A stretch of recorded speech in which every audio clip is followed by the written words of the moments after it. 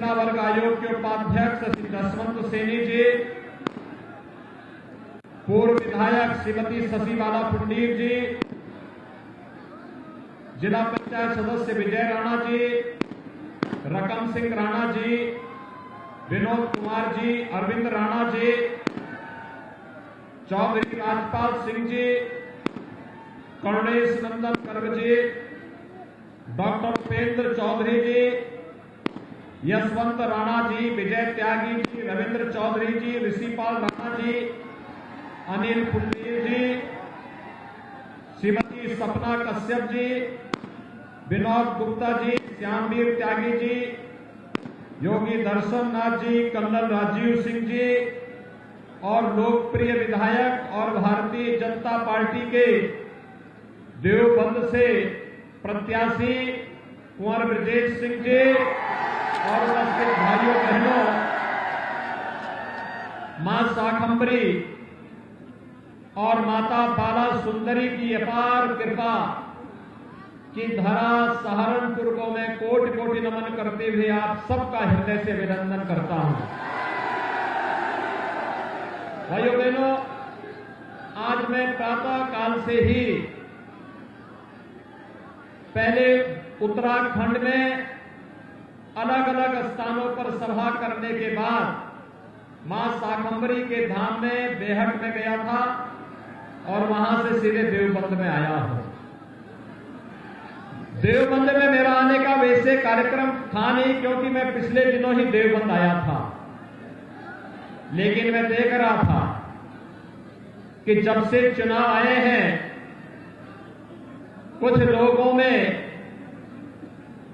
तालिबान के नाम पे कुछ ज्यादा ही गर्मी आ रही थी, तो मैंने कहा हमने तो ये गर्मी शांत करने के लिए पहले एटीएस का सेंटर यहां दे दिया है।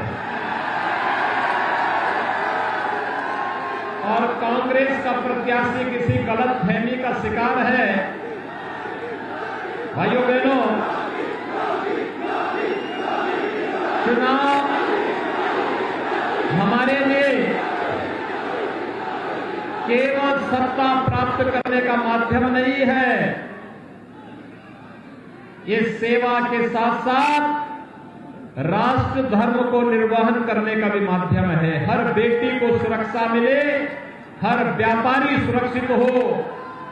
और इस दृष्टि से जब राजनीति में हम लोग आए हैं तो मैं पूरे संकल्प के साथ कह सकता हूं, भाइयों बहनों, पूरे संकल्प के साथ कह सकता हूं कि तालिबान का मंसूबा पालने वाले लोग गफलत में न रहें। अभी यहां पे श्रीमती सपना कश्यप जी आई हैं और पहले चरण के मतदान में हमारी माताओं ने, बेटियों ने, बहनों ने, हर तबके से जुड़ी हुई बहनों ने वोट की चोट के माध्यम से भारतीय जनता पार्टी को प्रचंड बहुमत की सरकार बनाने के लिए अग्रसर कर दिया है। अब तालिबान की मंशा पालने वाले अपनी गर्मी अगर शांत नहीं करते हैं तो 10 मार्च के बाद अपने आप ही शांत हो जाएगा। भाइयों बहनों, मुझे आश्चर्य होता है कि 5 वर्ष तक आपने भारतीय जनता पार्टी की डबल इंजन की सरकार की कार्य पद्धति को देखा है ना। 5 वर्ष में कोई दंगा हुआ? और भाइयों बहनों, उससे पहले 5 वर्ष में रोज दंगे होते थे। कभी मुजफ्फरनगर का दंगा, कभी सहारनपुर का दंगा, कभी कोशिका का दंगा, कभी बिजनौर का दंगा, कभी बुलंदशहर का दंगा, और महीनों महीनों कर्फ्यू रहता था। लेकिन 5 साल में कहीं दंगा हुआ? कहीं बम चलते हुए देखा है? अब भाइयों बहनों, व्यापारियों पर और किसानों पर बम नहीं चलते और न कर्फ्यू लगता है। अब तो कावड़ यात्रा हम लोग निकाल रहे हैं, कावड़ यात्रा निकालते हैं। कावड़ यात्री हर हर बम बम के नारे के साथ जब निकलता है तो भाइयों बहनों लगता है जैसे साक्षात शिव दर्शन देने के लिए आ रहे हैं। भाइयों बहनों, जब उत्तर प्रदेश की बेटी अपने को सुरक्षित महसूस करती है तो हम लोगों को लगता है कि हम लोगों का सत्ता में आना सार्थक है, क्योंकि एक बेटी आज सुरक्षित महसूस कर रही है, एक बहन अपने आप को सुरक्षित महसूस कर रही है। और नहीं तो पहली की सरकारों में क्या होता था, बेटी असुरक्षित, पर्व और त्योहार के पहले कर्फ्यू, व्यापारियों पर गुंडा टैक्स वसूली होता था, सहारनपुर में माफिया हावी था और लोग मंसूबे पाले थे कि हम भारत में भी तालिबान की तर्ज पर कुछ कर पाएंगे। लेकिन उनके मंसूबों को कुंवर विदेश सिंह ने तब धूल दूषित कर दिया जब यहां पर एटीएस का सेंटर लाने में भी सफलता प्राप्त हुई। हमने कमांडो तैनात कर दिए हैं यहां पे, और भाइयों बहनों, वे कमांडो उसी तीव्रता के साथ काम करते हैं जिस तेजी के साथ हमारा बुलडोजर काम करता है।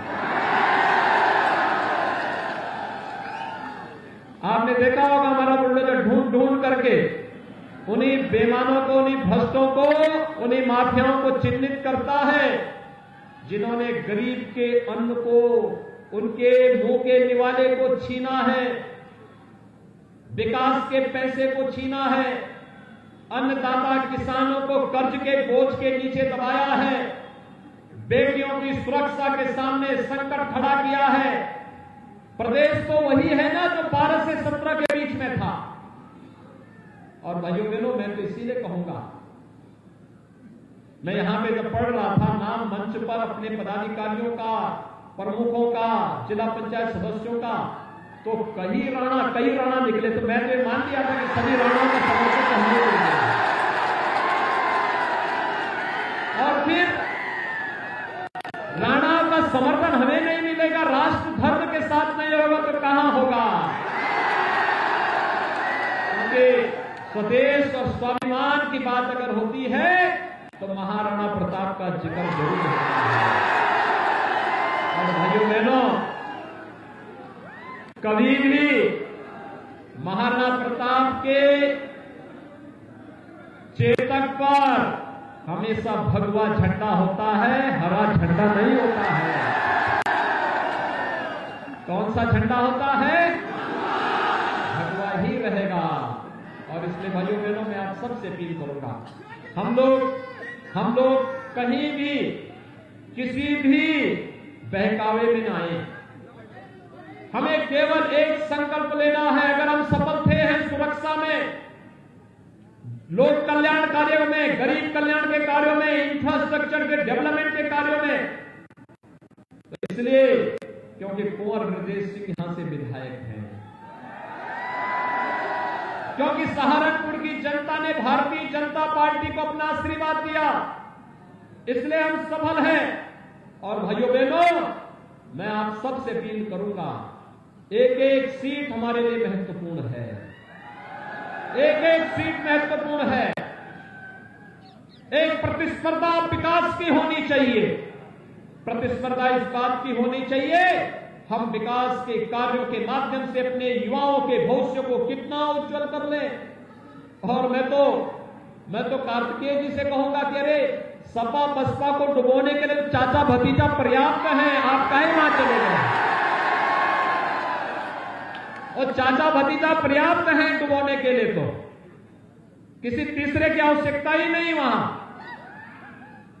और मैं ये भी कहूंगा, कांग्रेस को डुबोने के लिए किसी तालिबान की भी अब आवश्यकता नहीं, भाई बहन ही पर्याप्त है वहां भी डुबोने के लिए।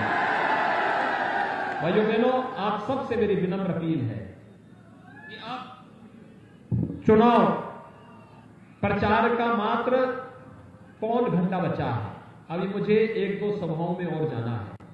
और मेरी आप सबसे अपील है कि चुनाव के दिन हर व्यक्ति कुंवर विदेश सिंह बन जाएंगे, सभी। अगले 24 घंटे आपके लिए बहुत महत्वपूर्ण हैं, 48 घंटे महत्वपूर्ण हैं, और इन 36 घंटे के अंदर पूरी मेहनत करिए। और चुनाव के दिन पहले मतदान, फिर जलपान, पहले मतदान, एक एक मतदाता से मतदान करवाने के लिए जाएंगे, भाजपा के कमल चुनाव चिन्ह पर वोट दिलाएंगे, मोदी जी के एक भारत श्रेष्ठ भारत के साथ नए भारत का नया उत्तर प्रदेश बनाने में योगदान देंगे। दोनों हाथ आकर के मेरे साथ बोलेंगे कमल चुनाव चिन्ह के साथ, भारत माता की, भारत माता की, भारत माता की।